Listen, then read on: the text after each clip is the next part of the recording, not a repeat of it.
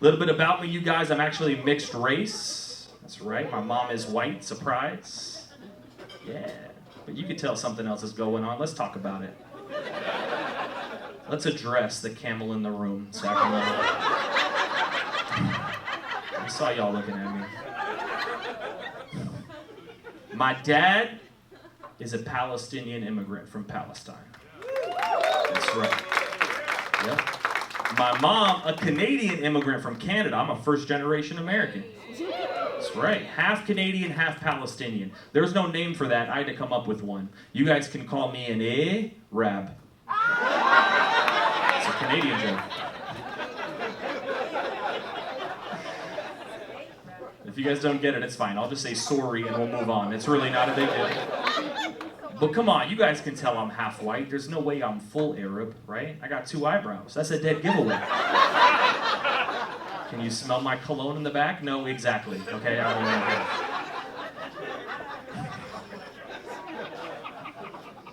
I got 3 sisters, right? And if you look at us together, we're all different colors. It's pretty cool. You got my oldest sister. She's over here. She's the darkest, very dark brown complexion. Then the second oldest gets a little bit lighter. Then there's me. I'm even lighter. I'm like a weird beige, greenish color. And then my little sister, she's the whitest. If you look at us together in a row, it looks like my mom was running out of toner as she was having the kids. Those melanin cartridges are really expensive. You gotta shake them up, make them last, you know. But my dad, like I said, an immigrant from the Middle East, hard-working immigrant. He came to this country with nothing but the hair on his back. And he made a life for himself in this country. And I'm a proud child of immigration, man. I'm proud of that shit. Because immigrants are cool. My dad, he checks all the boxes when it comes to immigrants, okay? Like, don't ever complain around an Arab immigrant, especially if they're your parents. They don't want to hear that shit. I make the mistake sometimes. When I was still living at home, I fucked up. I groaned when I got home from work. It sent my father over the edge, okay? They don't want to hear that. I walked in the house, put my bag down, I was like, ugh. He was like, what is this, ugh, what is wrong with you? What is going on? You are complaining. I was like, I'm not complaining, Baba. Okay, I just had a hard day at work. He got all condescending. He was like, oh, really? How many hours do you work at your little job? I was like, what the fuck? I work 8. I work 40 hours a week. He was dead serious. He said, I worked 40 hours a day when I was your age. He said, I used to work in factories. I worked on the roofs. I worked on cars.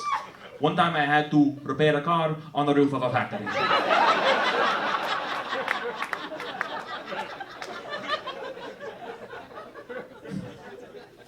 You know what's cool about immigrant parents, though? They're honest. They're always honest with their children, and I appreciate that to a point. They can always be honest with you. Like, I didn't even know I had put on a little bit of weight until they told me. I found out on my birthday. My dad was like, here, new shirt. I was like, this is a double XL. I'm a large, Baba. He was like, Habibi, come on, let's be real.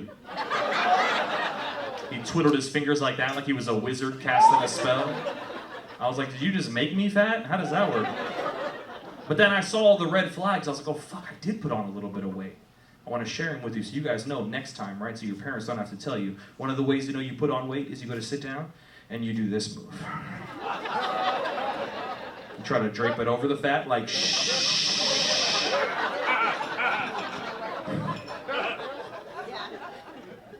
I had a bunch of uncles that would do that, like, go and take a picture. Hold on, wait 1 second. Let me pinch it out of the crevices.